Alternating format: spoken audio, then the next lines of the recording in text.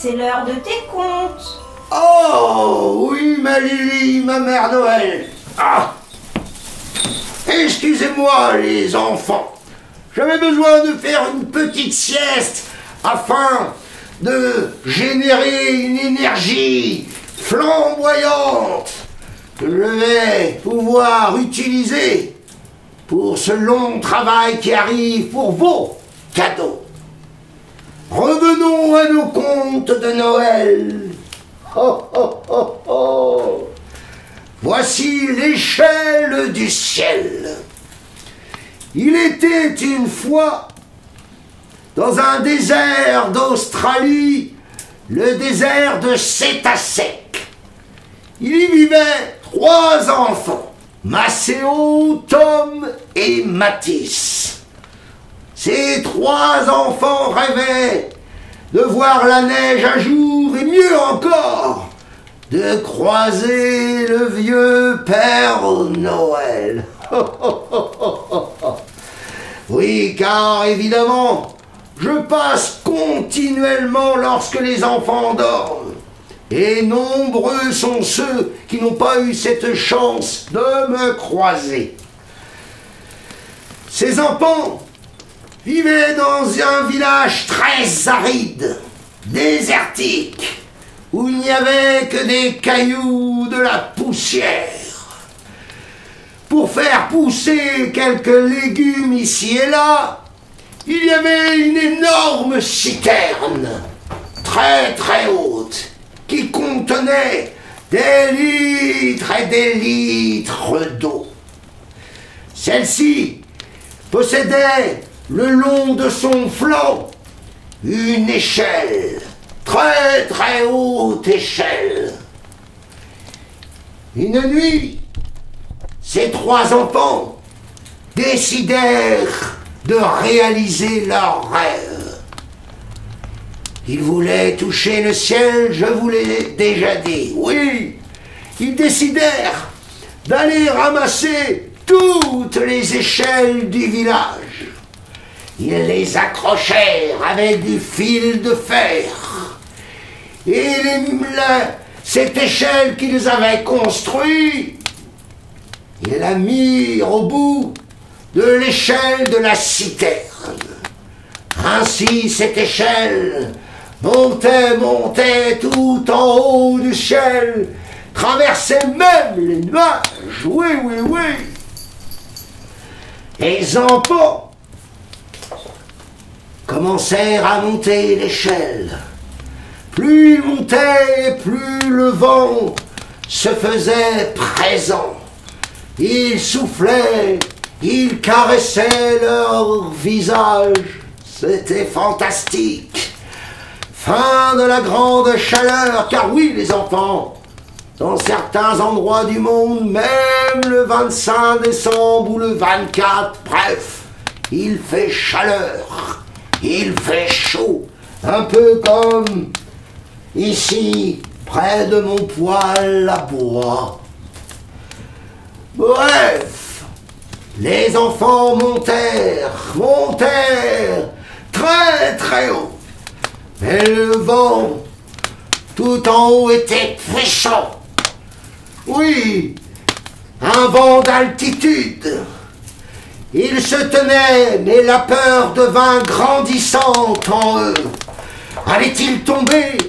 Allait-il lâcher cette échelle? Au moment où ils allaient chuter, un petit grelot se fit entendre. Une main se tendit, attrapa les enfants et les tira. Les enfants avaient les yeux écarquillés. Ils avaient devant eux le Père Noël sur son traîneau énorme, avec les reines qui tiraient ce traîneau dans le ciel.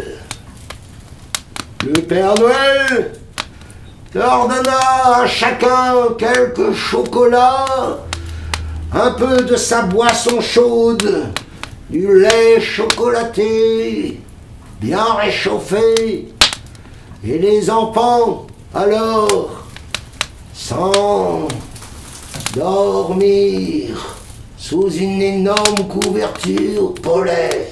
Un peu comme moi, là. J'ai fait ma sieste, les enfants. Le matin, les 3 enfants se réveillèrent dans leur lit. Ils se dirent, mais j'ai rêvé cette nuit d'avoir vu le Père Noël. C'était fantastique comme rêve. Tous 3 avaient cette sensation étrange. Je dirais, ce point commun, oui. Ils avaient tous 3 rêvé d'avoir vu en vrai le Père Noël. Ils furent attirés par des cris dans le village, un brouhaha, des paroles. Ils allèrent vers la citerne. C'était là que toute la population du village était réunie. Tout le monde regardait en l'air cette échelle qui allait jusqu'au ciel. Les enfants se regardèrent et se dirent, nous n'avons pas rêvé, nous avons vu réellement le Père Noël.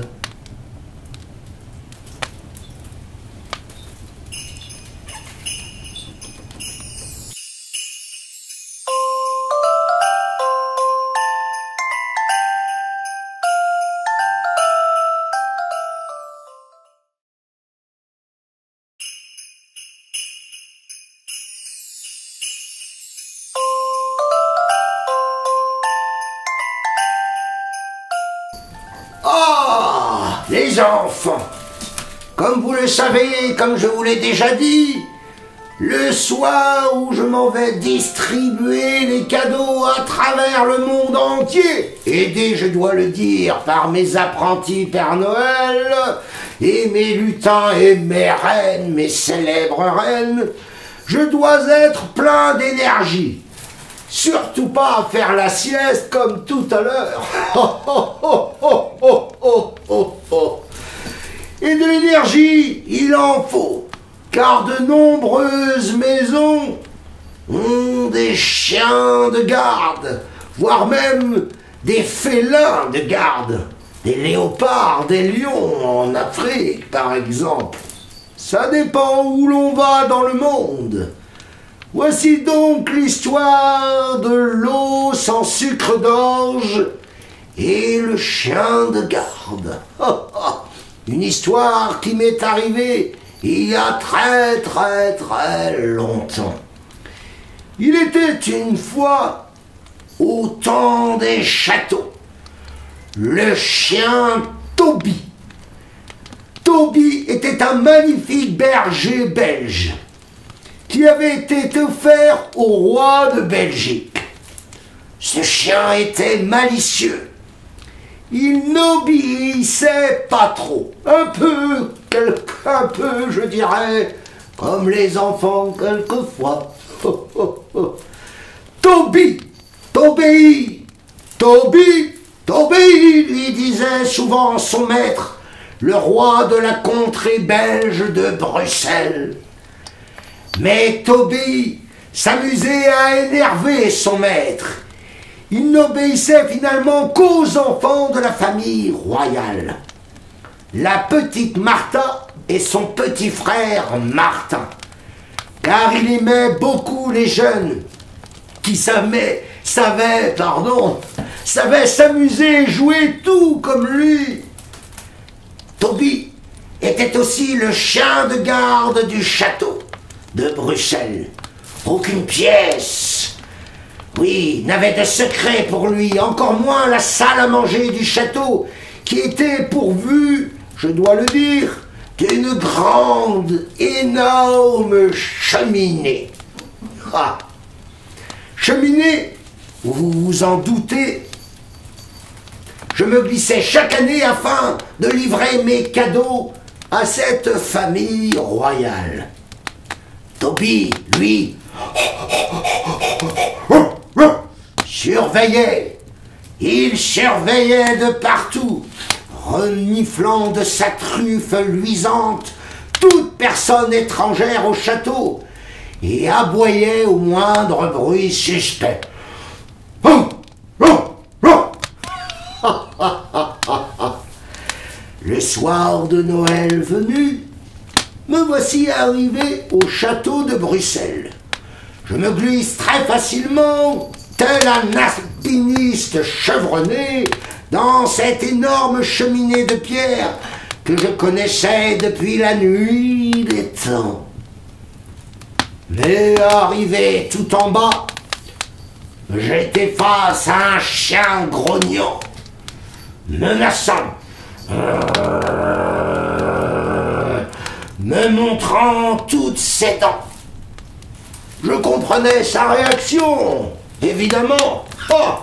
Voir un vieil homme, tout blanc de barbe et tout vêtu de rouge, rentrer dans sa maison. Car après tout, Toby était chez lui. Eh oui. Quel beau chien de garde il faisait. Et là, j'avançais d'un pas. Oh, mon Dieu, me dis-je, il va réveiller tous les enfants de la maisonnée, et ceux-ci vont me découvrir. Mais que faire?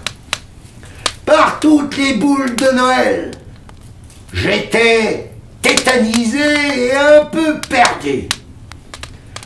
Et là, une porte s'en trouve à côté de moi. C'était le père de Martin et Martha. Oh, c'est vous, Père Noël. Je me demandais ce qu'il se passait. J'ai cru qu'un voleur était entré dans la maison. Toby, chut, ne fais pas de bruit. Tu vas réveiller les enfants, se mit à dire le papa de Martha et Martin, le roi du château de Bruxelles. Toby, chut, Toby. Et Toby, comme je vous le disais tout à l'heure, adorait embêter son maître. Il n'obéissait qu'aux enfants. Comment vais-je faire, dit le papa. Comment vais-je faire, disait le roi. Je vais être obligé de le faire taire, car les enfants vont venir et il faut qu'il cesse ce bruit. Alors, je me suis dit, mais où avais-je la tête? Un peu dans les nuages, ma foi, car j'avais continuellement sur moi un espèce d'os que m'avait confectionné avec tous les sucres de Laponie la mère Noël, ma Lily. Oui, un os en sucre d'orge que je donnais à tous les chiens et animaux de garde. Ce subterfuge était imparable afin de faire face à quelconque animosité animalesque, les enfants. L'eau sans sucre d'orge de Laponie. Alors je me mis à genoux et je lui tendis l'eau sans sucre d'orge. Tiens, Toby, fais-toi plaisir. Ce sucre n'est pas mauvais pour les chiens. Toby était fou. Il se mit à tournoyer sur lui-même. Et il mangea, apprécia cette friandise. Il était heureux. C'était un peu son cadeau de Noël. Alors, pendant ce temps-là, j'ai pu déposer au pied du sapin les cadeaux pour sa fille Martha et son fils Martin. Mais sachez, les enfants, que depuis ce jour, plus d'aboiements de chiens qui risqueraient de réveiller les enfants. Car plus jamais maintenant je n'oublie l'eau sans sucre d'orge de Laponie pour chiens de garde ou autres animaux. Voilà les enfants pour aujourd'hui. Je vais devoir vous laisser car je dois aller voir si mes lutins travaillent un peu. Car pendant que je vous amuse, vos cadeaux se préparent, nombreux cette année. Mon lutin, Jesse, tout va bien pour la préparation des cadeaux? Très bien, Père Noël. On est prêt bientôt. C'est super, vous avez entendu les enfants? Mon chef lutin de la préparation des cadeaux vient de me répondre. Je vous retrouve demain, mercredi, pour quelques autres contes. Je vous embrasse les enfants.